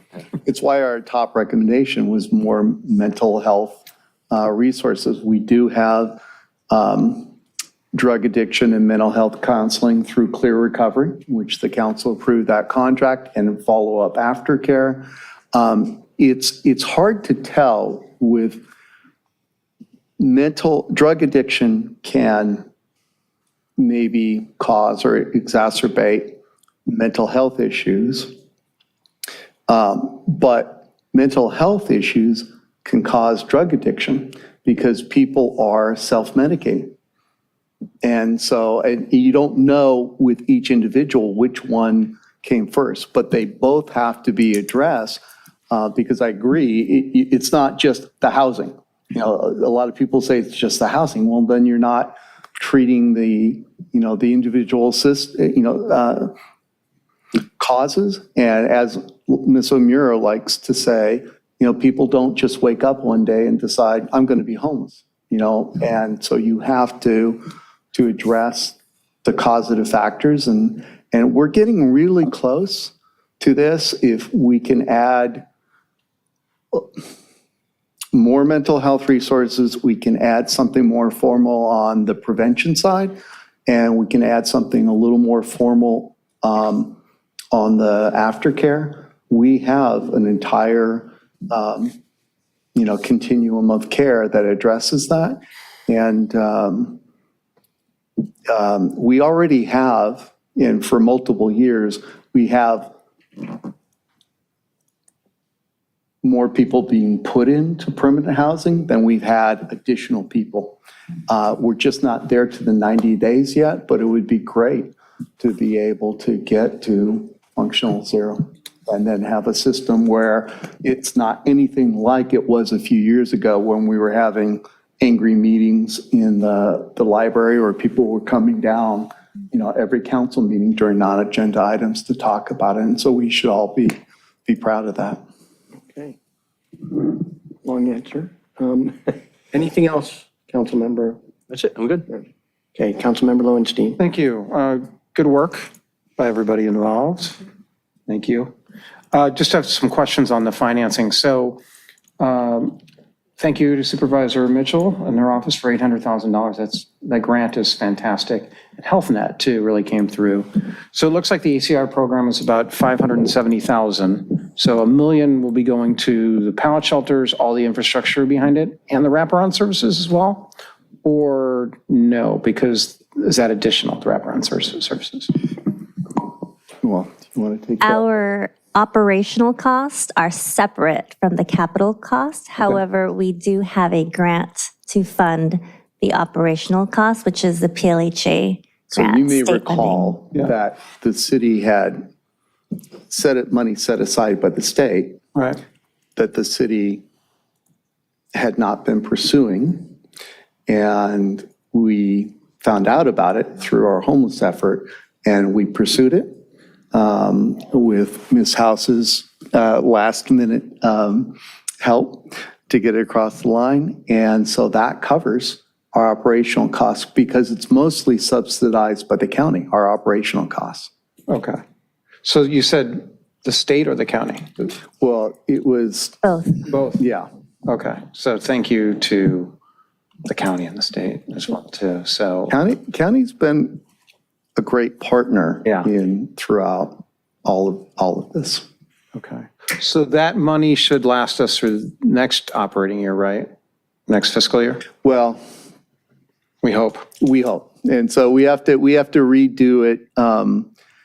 I put it on September 30th so that we'll have time after you consider it during the budget to be able to execute the contracts. Because it's hard where their budget year and our budget year are coming together and we have to have the agreement. So, and it depends on when the pallet shelter extension gets completed, because we're aiming for September 30th, and then we can make one agreement for all of it in terms of the operational costs. You just answered my next question, 5 months, 5 to 6 months. Yeah. Okay. Okay, those are my questions. Thank you. I think it's great. Councilmember Obaji.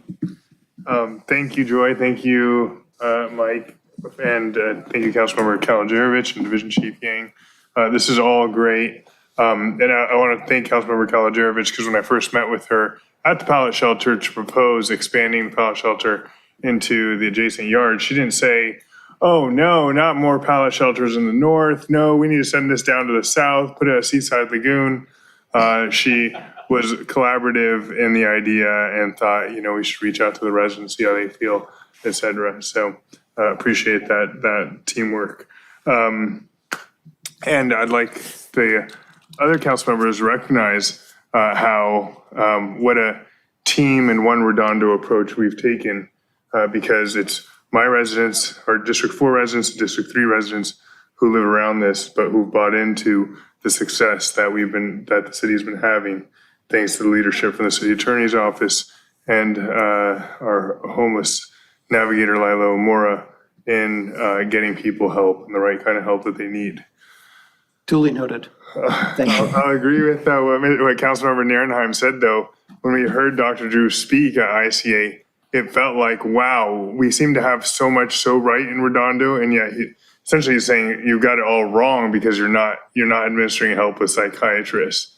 And I'm curious to hear how much success are our therapists or psychologists out there having on the streets with the unhoused population who are experiencing psychosis. Well, DMH attends homeless court, and they said they had much greater effectivity working with our homeless court than they did in other forms of outreach from DMH.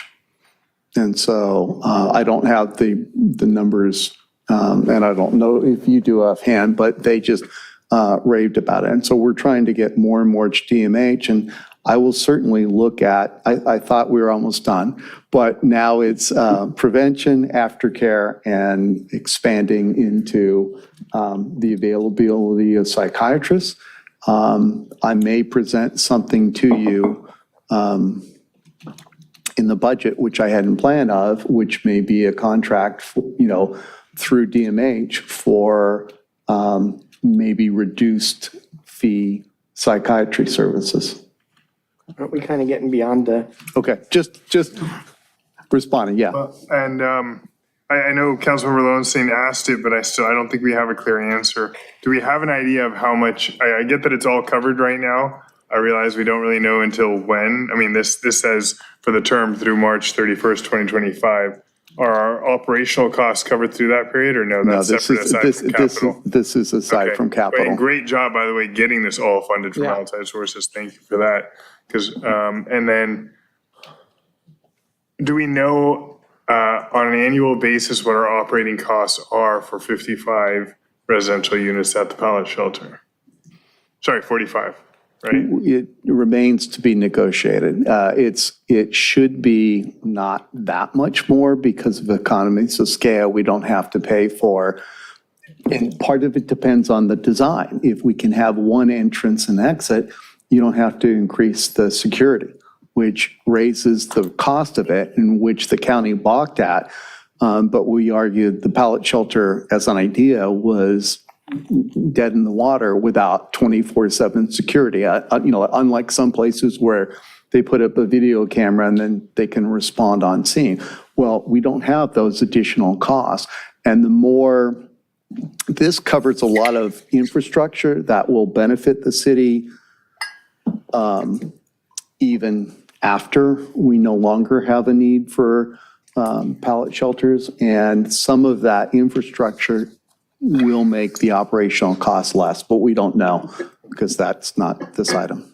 And I realize we're asking you to look into a crystal ball and tell us the future, but does it look like we'll have grant money to support our operational costs on an ongoing basis? I'm optimistic. Let me put it this way. When I got tasked by Mayor Brand and the council to come up with the enhanced response to homelessness, we couldn't get money from anybody. It was like polite nods, this will be, but as soon as people saw that we were getting results and they could come and look at the different pieces, it became much easier to get grant money. So much so that I could cut in line of Councilmember Kalajerovich and get all the remaining ballots of the pallet shelter and mental health.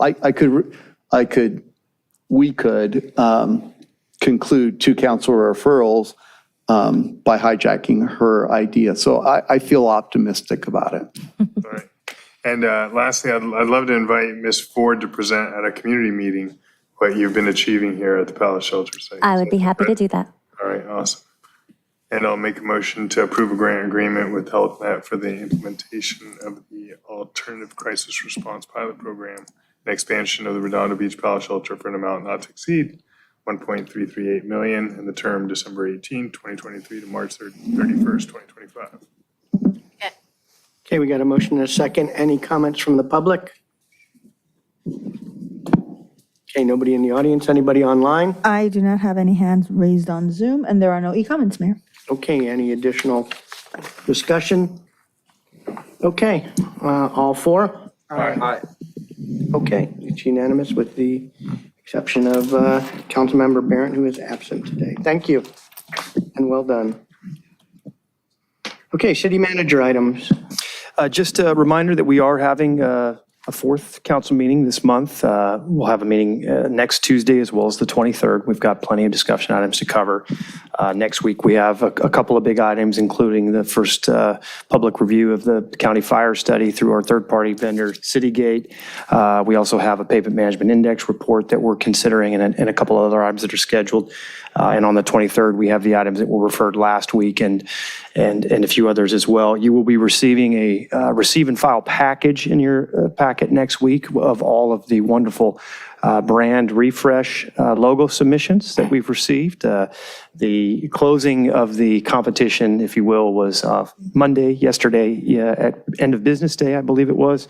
So we will be downloading that. We won't be discussing that next week. We'll be coming back in early May. And as you recall, your charge is to come back with your, I believe it was preferred logo, each of you, and we'll be kicking that around in May. So the competition continues. It should be interesting. You'll get that full package as part of next week's package. So just a few FYIs. We'll get it as next week's packet, but we're not. Just a receive and file next week, so you've got it and the public's aware of them all through a single, I don't know if it'll be a single PDF attachment, but as part of the attachments is included with the agenda, and then we'll be coming back with the discussion item in May. That's it. Thank you.